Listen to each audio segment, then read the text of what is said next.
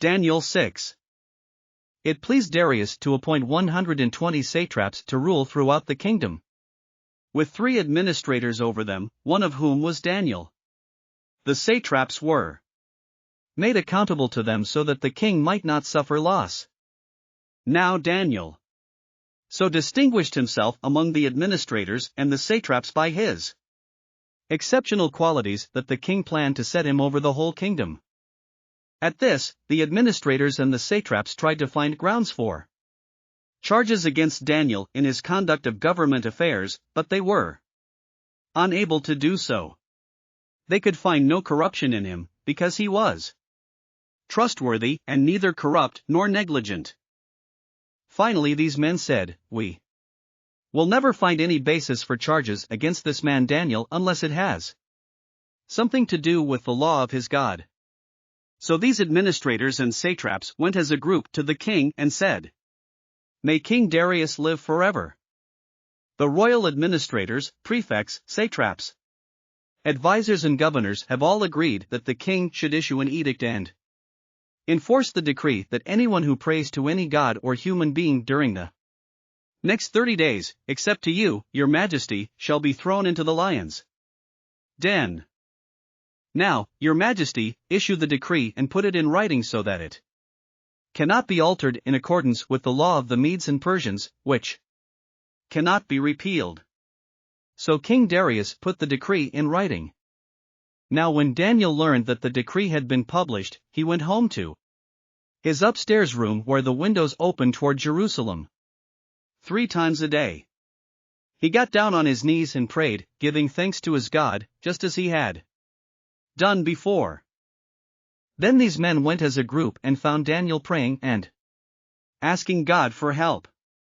So they went to the king and spoke to him about his royal decree. "Did you not publish a decree that during the next 30 days, anyone who prays to any god or human being except to you, your majesty, would be thrown into the lion's den?" The king answered, "The decree stands in accordance with the law of the Medes and Persians, which cannot be repealed."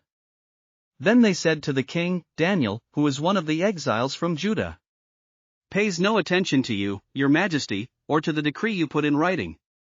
He still prays 3 times a day." When the king heard this, he was greatly distressed. He was determined to rescue Daniel and made every effort until sundown to save him.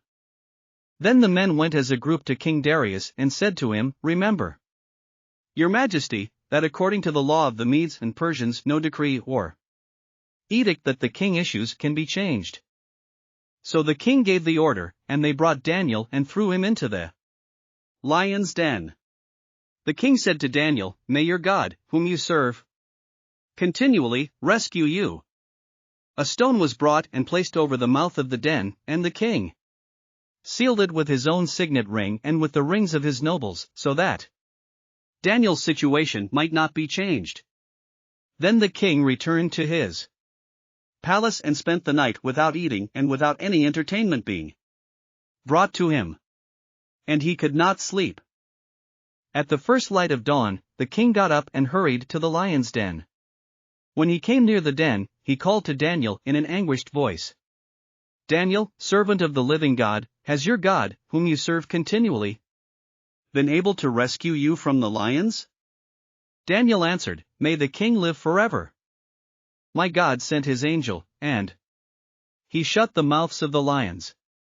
They have not hurt me, because I was found innocent in his sight. Nor have I ever done any wrong before you, your majesty." The king was overjoyed and gave orders to lift Daniel out of the den. And when Daniel was lifted from the den, no wound was found on him, because he had trusted in his God. At the king's command, the men who had falsely accused Daniel were brought in and thrown into the lion's den, along with their wives and children. And before they reached the floor of the den, the lions overpowered them and crushed all their bones. Then King Darius wrote to all the nations and peoples of every language in all the earth, "May you prosper greatly. I issue a decree that in every part of my kingdom people must fear and Reverence the God of Daniel. For he is the living God. And he endures forever. His kingdom will not be destroyed. His dominion will never end. He rescues and he saves. He performs signs and wonders. In the heavens and on the earth. He has rescued Daniel from the power of the lions. So Daniel prospered during the reign of Darius and the reign of Cyrus the Persian.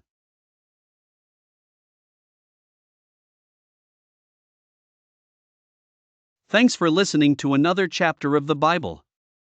At My Faith Fuel, we believe a good coffee fuels your faith and energizes your day. Please visit myfaithfuel.com to explore our delicious coffee blends. Part of each purchase goes to training worshipers around the world. Thanks for listening.